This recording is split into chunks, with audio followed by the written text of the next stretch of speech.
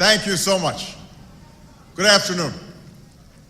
I am honored to be in the timeless city of Cairo and to be hosted by two remarkable institutions.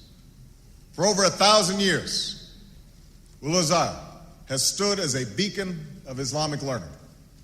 And for over a century, Cairo University has been a source of Egypt's advancement. And together, you represent the harmony between tradition and progress. I'm grateful for your hospitality and the hospitality of the people of Egypt. And I'm also proud to carry with me the goodwill of the American people and a greeting of peace from Muslim communities in my country. Assalamu alaikum.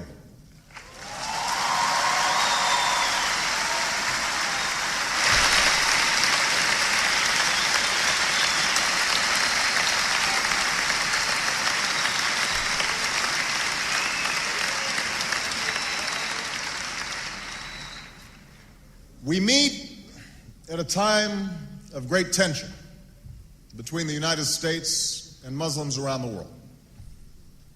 Tension rooted in historical forces that go beyond any current policy debate.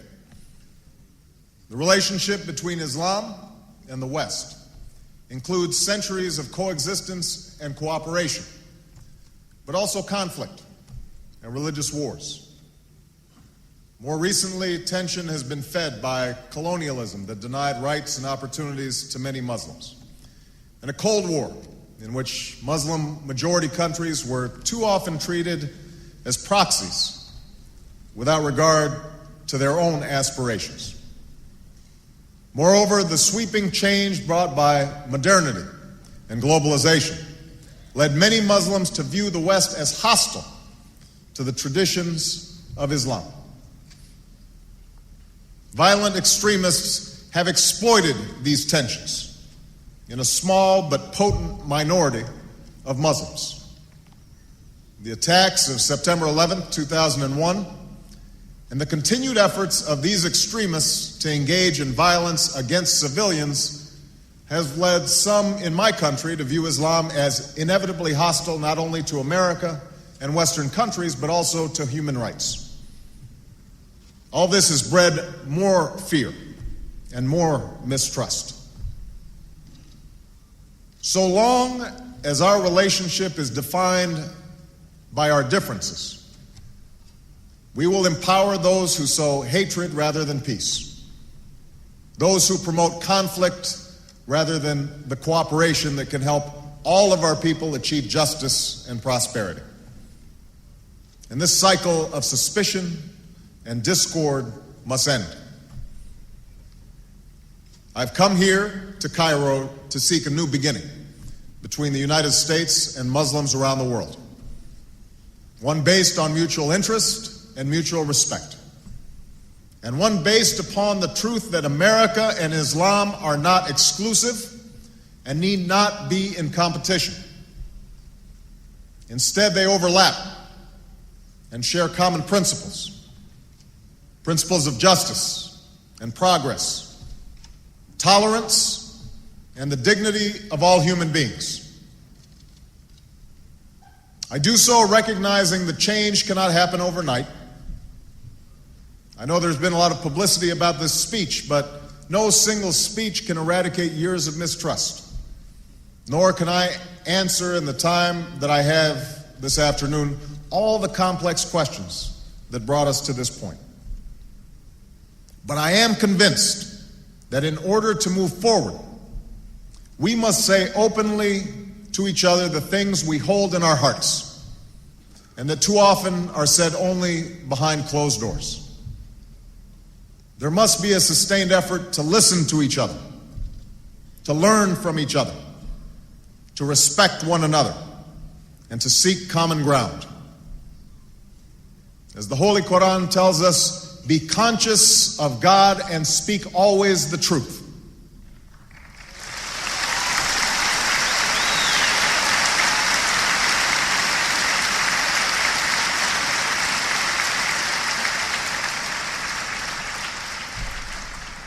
That is what I will try to do today, to speak the truth as best I can, humbled by the task before us, and firm in my belief that the interests we share as human beings are far more powerful than the forces that drive us apart.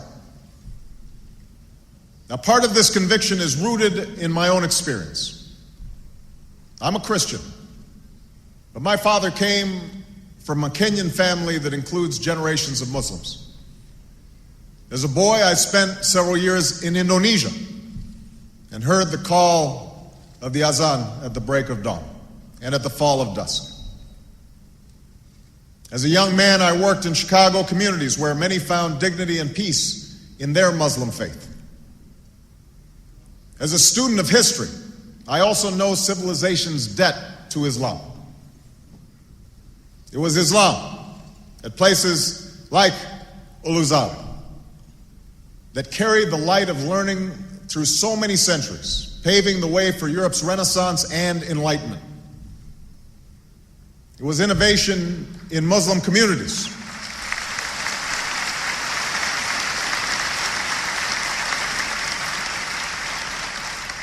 It was innovation in Muslim communities that developed the order of algebra, our magnetic compass and tools of navigation, our mastery of pens and printing, our understanding of how disease spreads and how it can be healed. Islamic culture has given us majestic arches and soaring spires, timeless poetry and cherished music, elegant calligraphy, and places of peaceful contemplation. And throughout history, Islam has demonstrated through words and deeds the possibilities of religious tolerance and racial equality.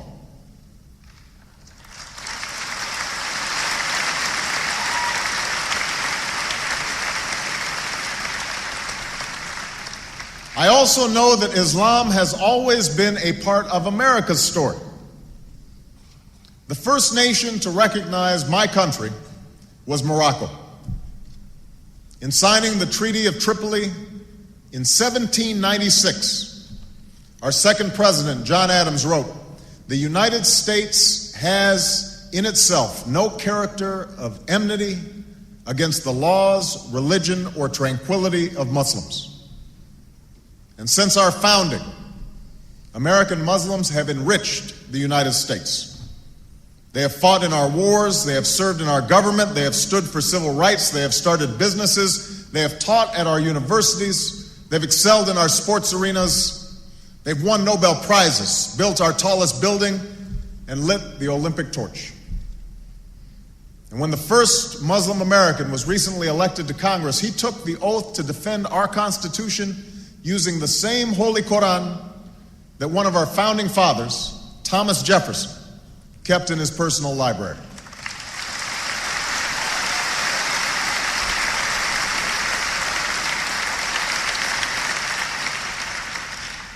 So I have known Islam on 3 continents before coming to the region where it was first revealed. That experience guides my conviction that partnership between America and Islam must be based on what Islam is, not what it isn't. And I consider it part of my responsibility as President of the United States to fight against negative stereotypes of Islam wherever they appear.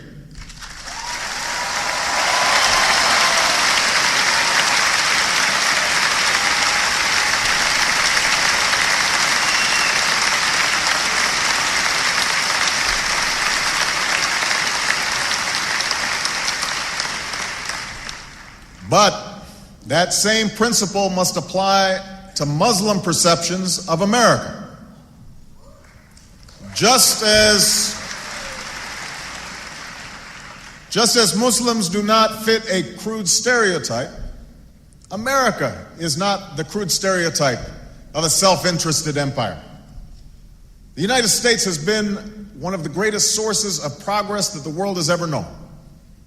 We were born out of revolution against an empire. We were founded upon the ideal that all are created equal. And we have shed blood and struggled for centuries to give meaning to those words, within our borders and around the world. We are shaped by every culture, drawn from every end of the earth, and dedicated to a simple concept: e pluribus unum, out of many, one. Now, much has been made of the fact that an African American with the name Barack Hussein Obama could be elected president.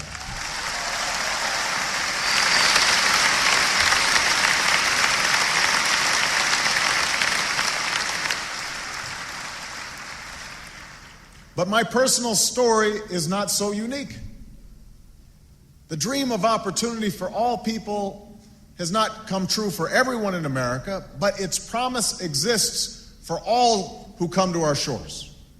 And that includes nearly 7 million American Muslims in our country today, who, by the way, enjoy incomes and educational levels that are higher than the American average.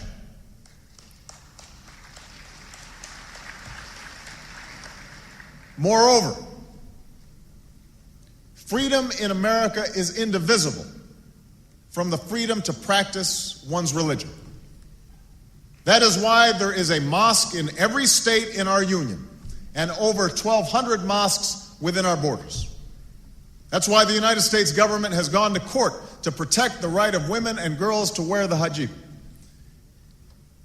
and to punish those who would deny it. So let there be no doubt.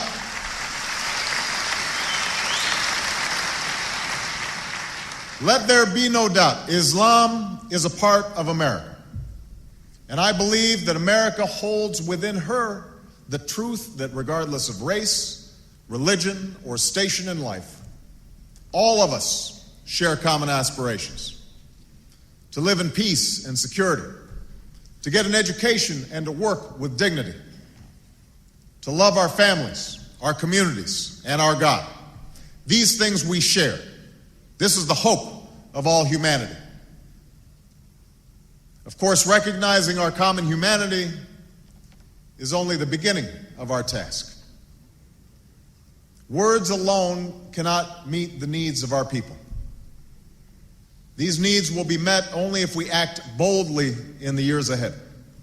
And if we understand that the challenges we face are shared, and our failure to meet them will hurt us all. For we have learned from recent experience that when a financial system weakens in one country, prosperity is hurt everywhere. When a new flu infects one human being, all are at risk. When one nation pursues a nuclear weapon, the risk of nuclear attack rises for all nations. When violent extremists operate in one stretch of mountains, people are endangered across an ocean. When innocents in Bosnia and Darfur are slaughtered, that is a stain on our collective conscience.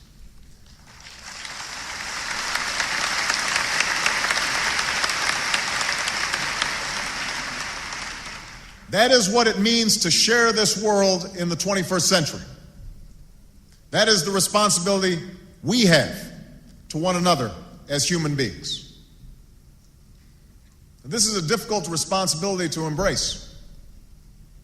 For human history has often been a record of nations and tribes, and yes, religions, subjugating one another in pursuit of their own interests. Yet in this new age, such attitudes are self-defeating. Given our interdependence, any world order that elevates one nation or group of people over another will inevitably fail. So whatever we think of the past, we must not be prisoners to it. Our problems must be dealt with through partnership. Our progress must be shared.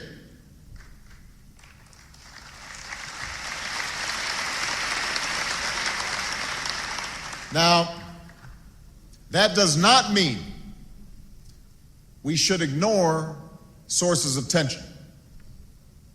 Indeed, it suggests the opposite. We must face these tensions squarely. And so in that spirit, let me speak as clearly and as plainly as I can about some specific issues that I believe we must finally confront together.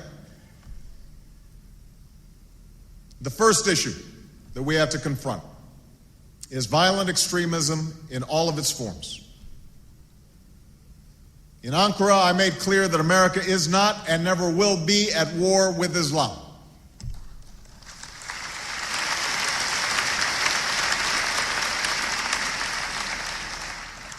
We will, however, relentlessly confront violent extremists who pose a grave threat to our security. Because we reject the same thing the people of all faiths reject: the killing of innocent men, women, and children. And it is my first duty as president to protect the American people. The situation in Afghanistan demonstrates America's goals and our need to work together. Over 7 years ago, the United States pursued Al-Qaeda and the Taliban with broad international support. We did not go by choice. We went because of necessity. I'm aware that there's still some who would question or even justify the offense of 9/11. But let us be clear. Al-Qaeda killed nearly 3,000 people on that day. The victims were innocent men, women, and children from America and many other nations who had done nothing to harm anybody.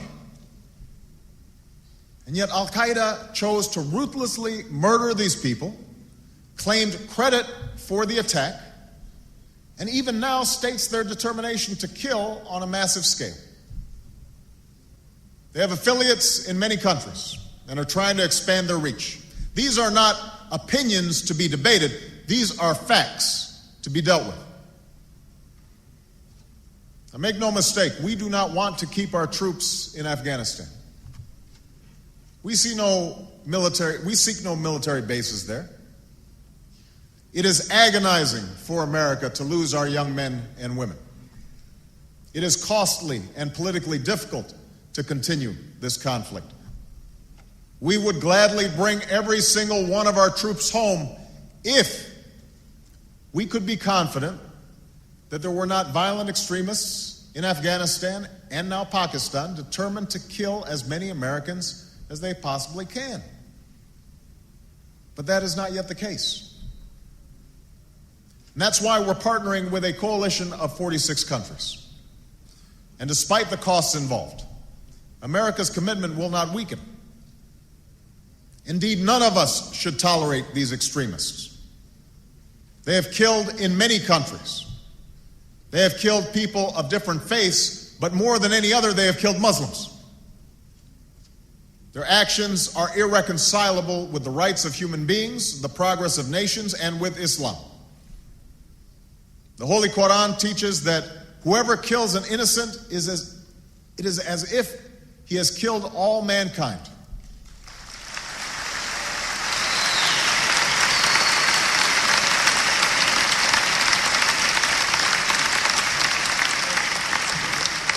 And the Holy Quran also says, whoever saves a person, it is as if he has saved all mankind.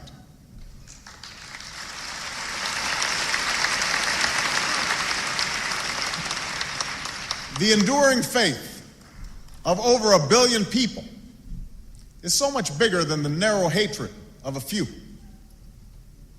Islam is not part of the problem in combating violent extremism. It is an important part of promoting peace. Now, we also know that military power alone is not going to solve the problems in Afghanistan and Pakistan. That's why we plan to invest $1.5 billion each year over the next 5 years to partner with Pakistanis to build schools and hospitals, roads and businesses, and hundreds of millions to help those who've been displaced. That's why we are providing more than $2.8 billion to help Afghans develop their economy and deliver services that people depend on. Now, let me also address the issue of Iraq. Unlike Afghanistan, Iraq was a war of choice. that provoked strong differences in my country and around the world. Although I believe that the Iraqi people are ultimately better off without the tyranny of Saddam Hussein, I also believe that events in Iraq have reminded America of the need to use diplomacy and build international consensus to resolve our problems whenever possible.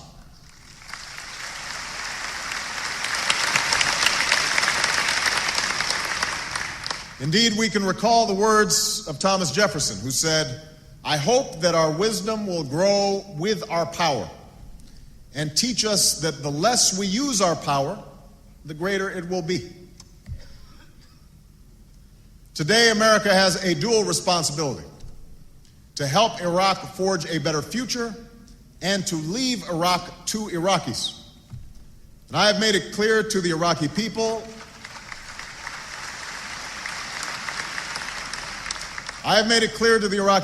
that we pursue no bases and no claim on their territory or resources.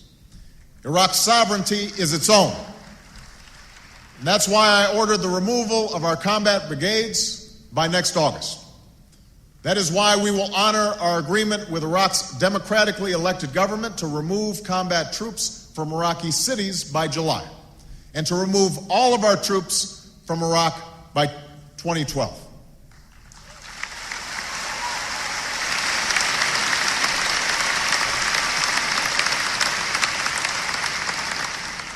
We will help Iraq train its security forces and develop its economy, but we will support a secure and united Iraq as a partner and never as a patron. And finally, just as America can never tolerate violence by extremists, we must never alter or forget our principles. 9/11 was an enormous trauma to our country. The fear and anger that it provoked was understandable. But in some cases, it led us to act contrary to our traditions and our ideals. We are taking concrete actions to change course. I have unequivocally prohibited the use of torture by the United States, and I have ordered the prison at Guantanamo Bay closed by early next year.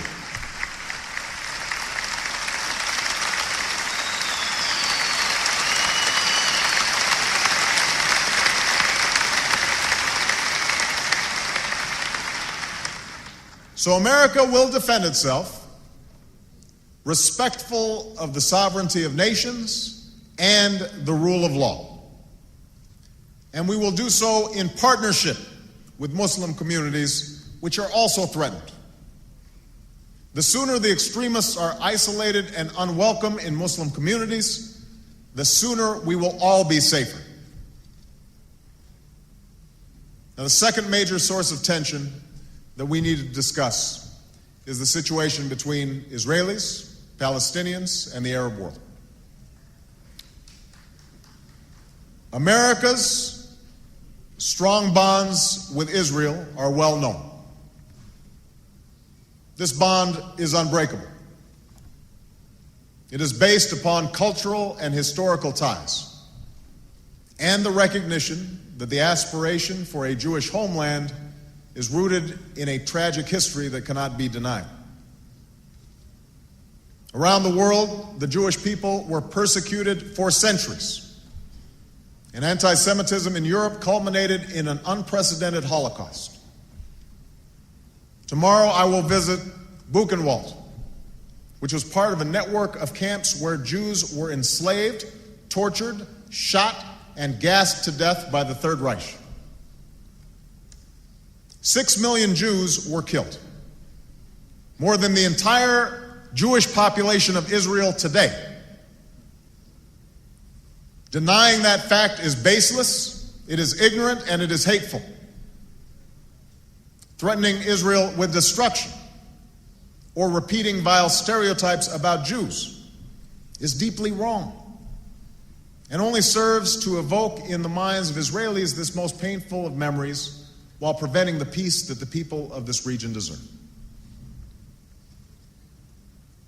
On the other hand, it is also undeniable that the Palestinian people, Muslims and Christians, has suffered in pursuit of a homeland.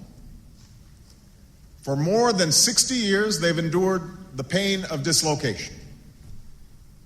Many wait in refugee camps in the West Bank, Gaza, and neighboring lands for a life of peace and security that they have never been able to lead. They endure the daily humiliations, large and small, that come with occupation. So let there be no doubt, the situation for the Palestinian people is intolerable, and America will not turn our backs on the legitimate Palestinian aspiration for dignity, opportunity, and a state of their own.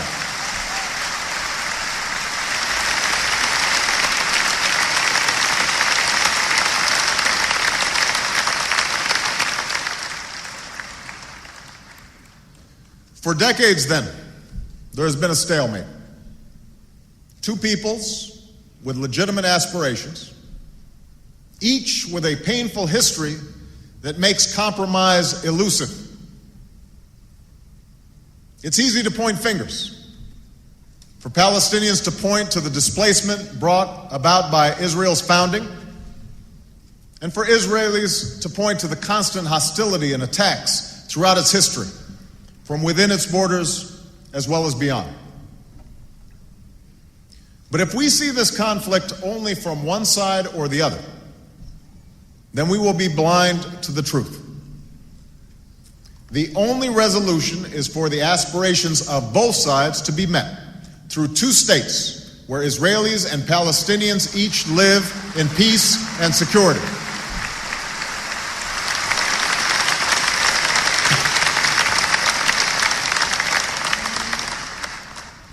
That is in Israel's interest, Palestine's interest, America's interest, and the world's interest.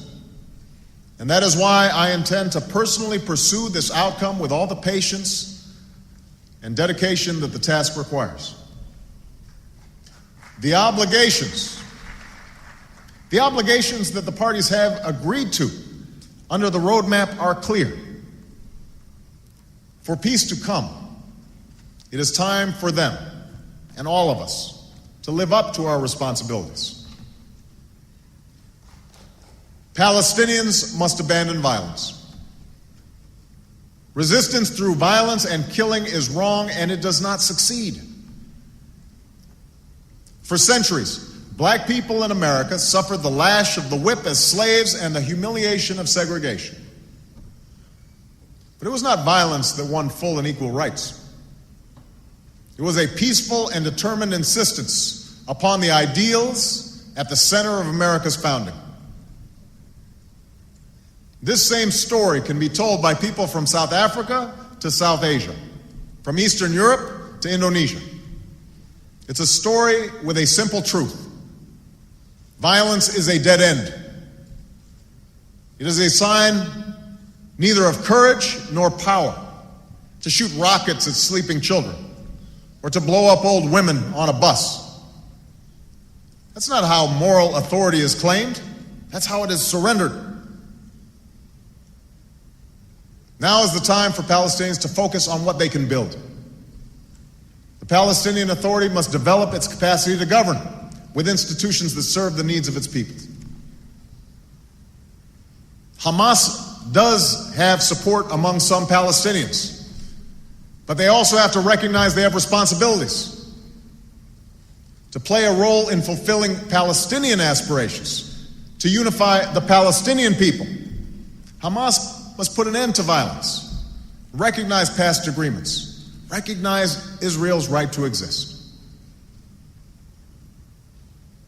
At the same time, Israelis must acknowledge that just as Israel's right to exist cannot be denied, neither can Palestine's.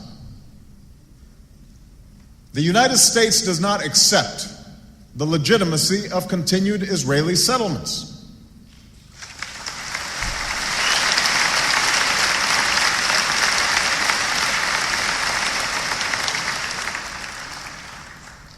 This construction violates previous agreements and undermines efforts to achieve peace. It is time for these settlements to stop.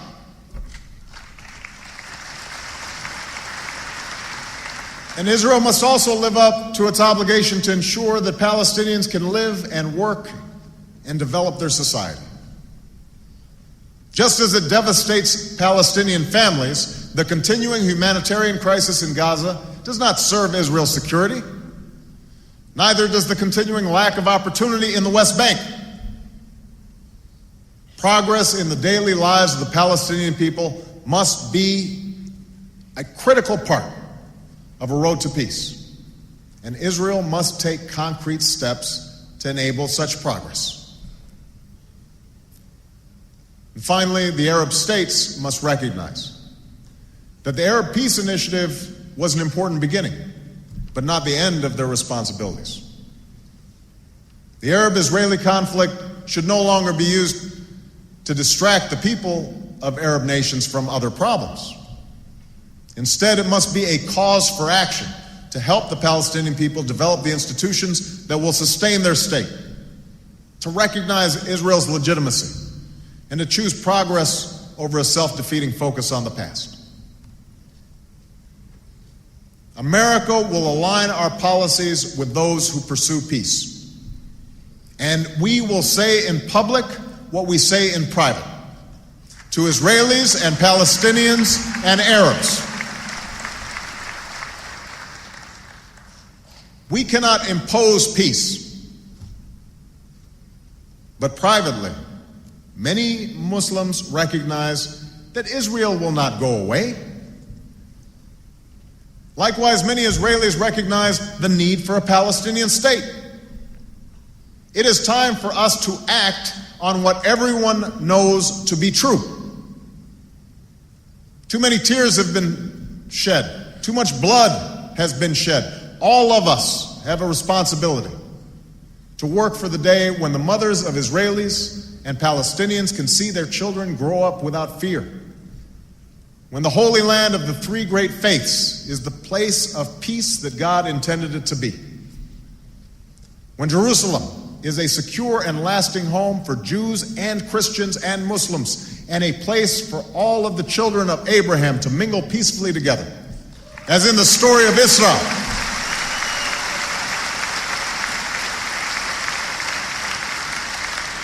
As in the story of Israel, when Moses, Jesus, and Muhammad, peace be upon them, joined in prayer.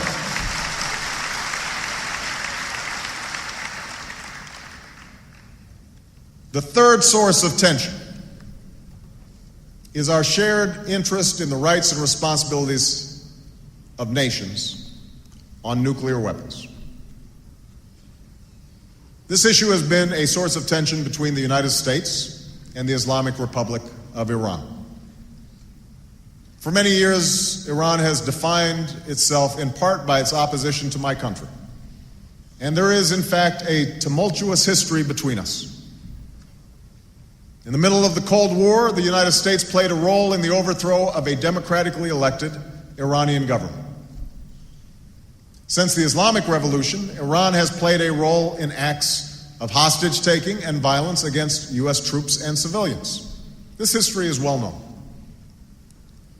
Rather than remain trapped in the past, I've made it clear to Iran's leaders and people that my country is prepared to move forward. The question now is not what Iran is against, but rather what future it wants to build. I recognize it will be hard to overcome decades of mistrust, but we will proceed with courage, rectitude, and resolve. There will be many issues to discuss between our two countries, and we are willing to move forward without preconditions on the basis of mutual respect.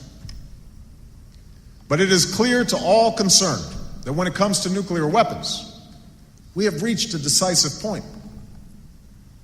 This is not simply about America's interests.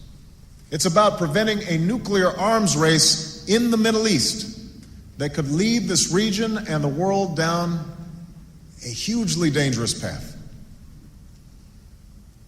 Now, I understand those who protest that some countries have weapons that others do not. No single nation should pick and choose which nation holds nuclear weapons. And that's why I strongly reaffirmed America's commitment to seek a world in which no nations hold nuclear weapons.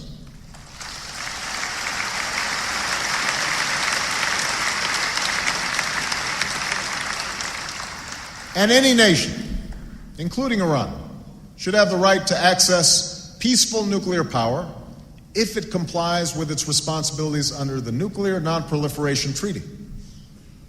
That commitment is at the core of the treaty, and it must be kept for all who fully abide by it. And I'm hopeful that all countries in the region can share in this goal.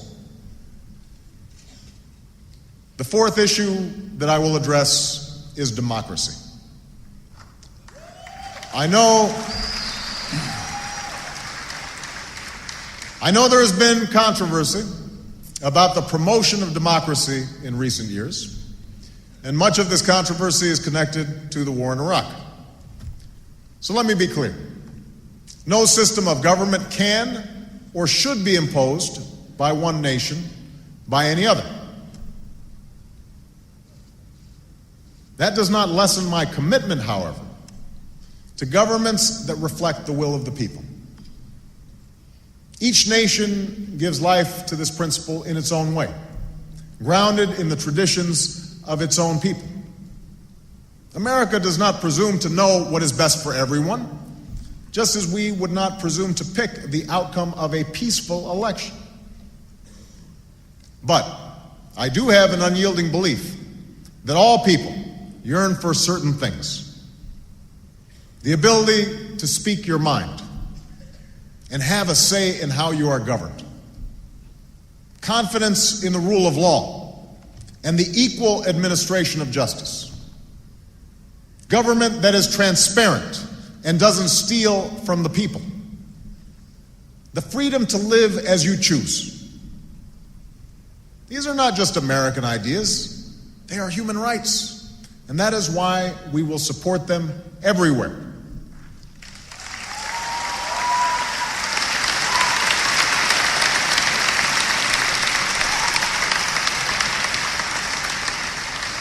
Now, there is no straight line to realize this promise, but this much is clear.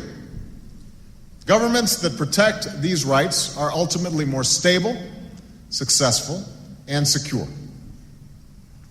Suppressing ideas never succeeds in making them go away. America respects the right of all peaceful and law-abiding voices to be heard around the world, even if we disagree with them. And we will welcome all elected, peaceful governments, provided they govern with respect for all their people. This last point is important because there are some who advocate for democracy only when they're out of power. Once in power, they are ruthless in suppressing the rights of others.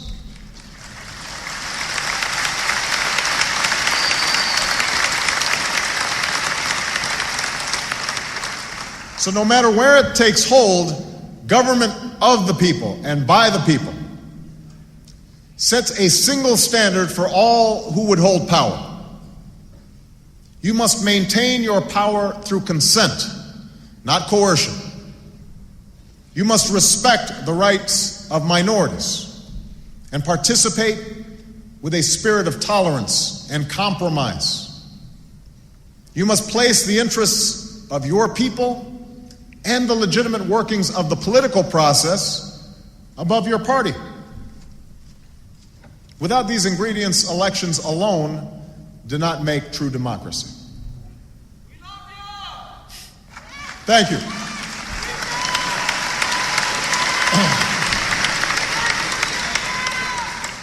The fifth issue that we must address together is religious freedom. Islam has a proud tradition of tolerance. We see it in the history of Andalusia and Cordoba during the Inquisition. I saw it firsthand as a child in Indonesia, where devout Christians worshiped freely in an overwhelmingly Muslim country. That is the spirit we need today. People in every country should be free to choose and live their faith based upon the persuasion of the mind and the heart and the soul. This tolerance is essential for religion to thrive, but it's being challenged in many different ways. Among some Muslims, there's a disturbing tendency to measure one's own faith by the rejection of somebody else's faith. The richness of religious diversity must be upheld, whether it is for Maronites in Lebanon or the Copts in Egypt.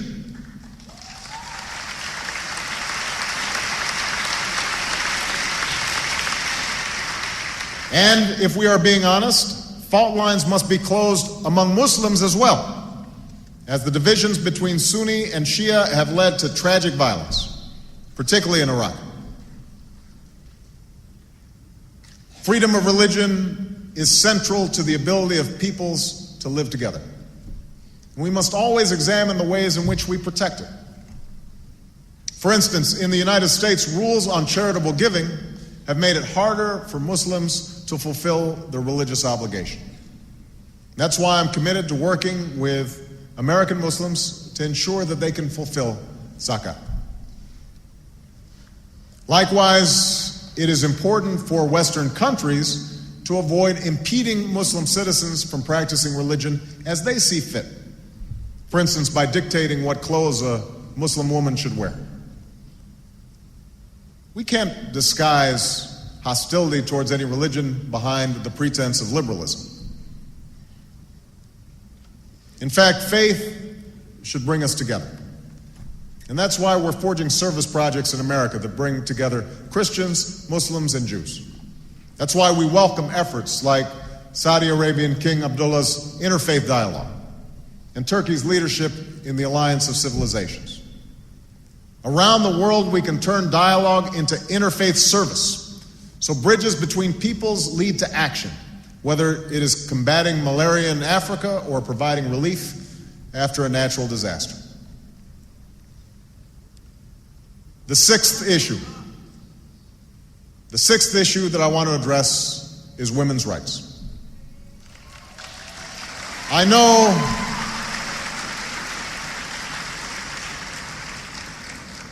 know, and you can tell from this audience, that there is a healthy debate about this issue. I reject the view of some in the West that a woman who chooses to cover her hair is somehow less equal. But I do believe that a woman who is denied an education is denied equality.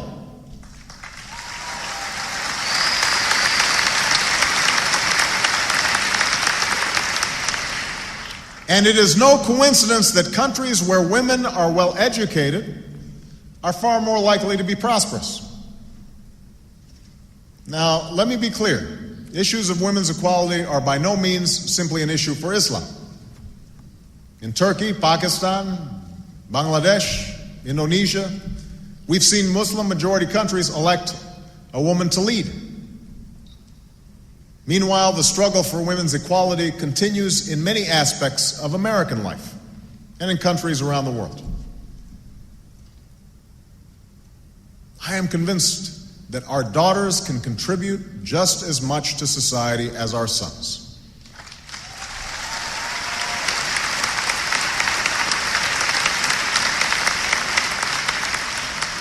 Our common prosperity will be advanced by allowing all humanity, men and women, to reach their full potential.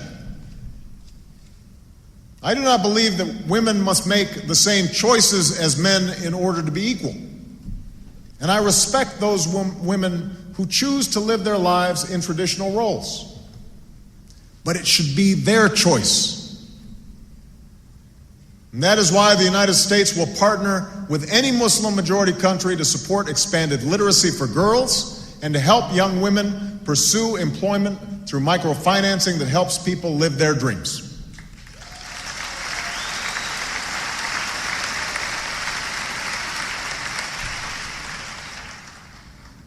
Finally, I want to discuss economic development and opportunity. I know that for many, the face of globalization is contradictory. The internet and television can bring knowledge and information, but also offensive sexuality and mindless violence into the home. Trade can bring new wealth and opportunities, but also huge disruptions and change in communities. In all nations, including America, this change can bring fear. Fear that because of modernity, we lose control over our economic choices, our politics, and most importantly, our identities, those things we most cherish about our communities, our families, our traditions, and our faith. But I also know that human progress cannot be denied. There need not be contradictions between development and tradition. Countries like Japan and South Korea grew their economies enormously while maintaining distinct cultures. The same is true for the astonishing progress within Muslim-majority countries from Kuala Lumpur to Dubai. In ancient times and in our times, Muslim communities have been at the forefront of innovation and education. And this is important because no development strategy can be based only upon what comes out of the ground, nor can it be sustained while young people are out of work. Many Gulf states have enjoyed great wealth as a consequence of oil, and some are beginning to focus it on broader development. But all of us must recognize that education and innovation will be the currency of the 21st century. And in too many Muslim communities, there remains underinvestment in these areas. I'm emphasizing such investment within my own country. And while America in the past has focused on oil and gas when it comes to this part of the world, we now seek a broader engagement. On education, we will expand exchange programs and increase scholarships, like the one that brought my father to America.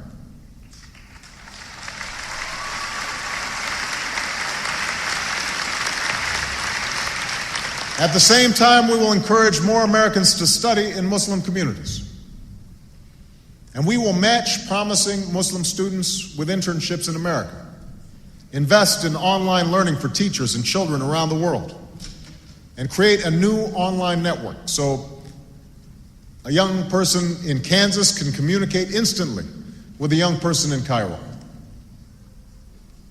On economic development, we will create a new corps of business volunteers to partner with counterparts in Muslim-majority countries. And I will host a summit on entrepreneurship this year to identify how we can deepen ties between business leaders, foundations, and social entrepreneurs in the United States and Muslim communities around the world. On science and technology, we will launch a new fund to support technological development in Muslim-majority countries and to help transfer ideas to the marketplace so they can create more jobs. We'll open centers of scientific excellence in Africa, the Middle East, and Southeast Asia, and appoint new science envoys to collaborate on programs that develop new sources of energy, create green jobs, digitize records, clean water, grow new crops. Today, I'm announcing a new global effort with the Organization of the Islamic Conference to eradicate polio. And we will also expand partnerships with Muslim communities to promote child and maternal health. All these things must be done in partnership. Americans are ready to join with citizens and governments, community organizations, religious leaders, and businesses in Muslim communities around the world to help our people pursue a better life. And the issues that I have described will not be easy to address. But we have a responsibility to join together on behalf of the world that we seek. A world where extremists no longer threaten our people and American troops have come home. A world where Israelis and Palestinians are each secure in a state of their own, and nuclear energy is used for peaceful purposes. A world where governments serve their citizens and the rights of all God's children are respected. Those are mutual interests, That is the world we seek. But we can only achieve it together. I know there are many, Muslim and non-Muslim, who question whether we can forge this new beginning. Some are eager to stoke the flames of division and to stand in the way of progress. Some suggest that it isn't worth the effort, that we are fated to disagree, and civilizations are doomed to clash. Many more are simply skeptical that real change can occur. There's so much fear, so much mistrust that has built up over the years. But if we choose to be bound by the past, we will never move forward. And I want to particularly say this to young people of every faith, in every country. You, more than anyone, have the ability to reimagine the world, to remake this world. All of us share this world for but a brief moment in time. The question is whether we spend that time focused on what pushes us apart, or whether we commit ourselves to an effort, a sustained effort, to find common ground, to focus on the future we seek for our children, and to respect the dignity of all human beings. It's easier to start wars than to end them. It's easier to blame others than to look inward. It's easier to see what is different about someone than to find the things we share. But we should choose the right path, not just the easy path. There's one rule that lies at the heart of every religion: that we do unto others as we would have them do unto us.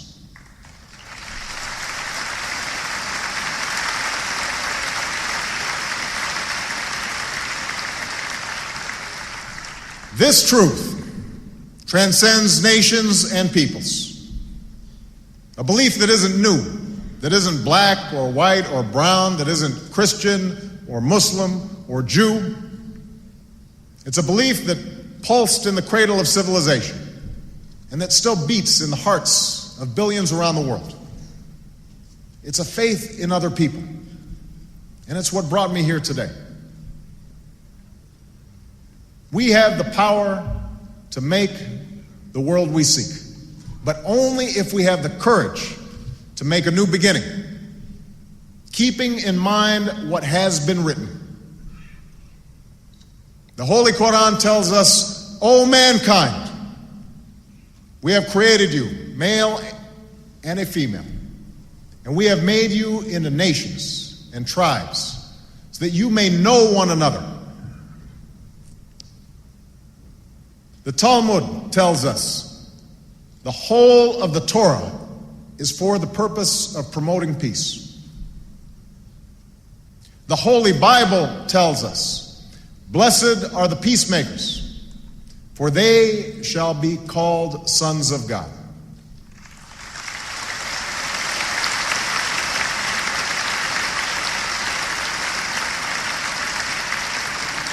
The people of the world can live together in peace.